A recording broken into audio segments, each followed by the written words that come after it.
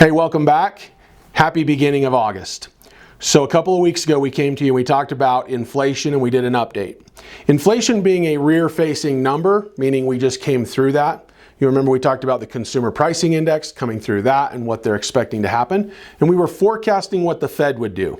We had talked about different probabilities, different components that they could do in order to increase and how much they would increase the interest rate in order to offset and try and slow some of the inflation. So as we move forward, now we've seen the increase. Last week on the 27th, they held their meeting. They came out, they went up 3/4 of a point, which is what we had anticipated.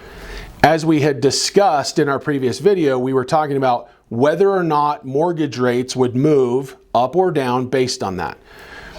We had some hypothesis of what was going to happen. We saw a little bit of softening in the interest rates.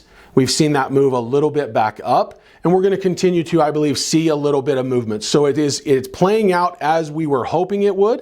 There's still a lot of opportunity in the market to be able to buy. I think that it's important for all of us to understand that while prices might soften and while buyer demand is leaving the market because of the higher interest rates, there's still an opportunity for sellers. There's still an opportunity for you if you want to buy a home. We may have to get more creative. We may need to look more at your strategy. And it really might be more buying the home that you love versus the home that may be the dream home all in forever. We may need to be looking at what's most affordable. Can I fall in love with the home? Can I date the rate as rates move? We look at the last 5 recessions.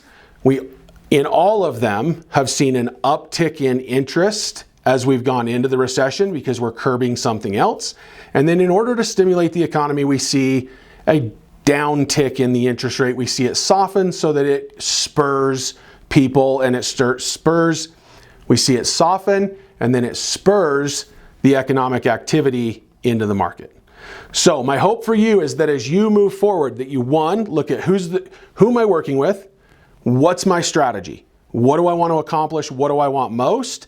And then let's attack and go after where you want to be. Okay, it always matters who you're working with. You decide. Now more than ever, who you work with truly does matter because the strategy that you are using is going to have a lasting effect on your growth as we move forward into the future. We want you to succeed. We want you to get into action. Now's the time. Go and take action.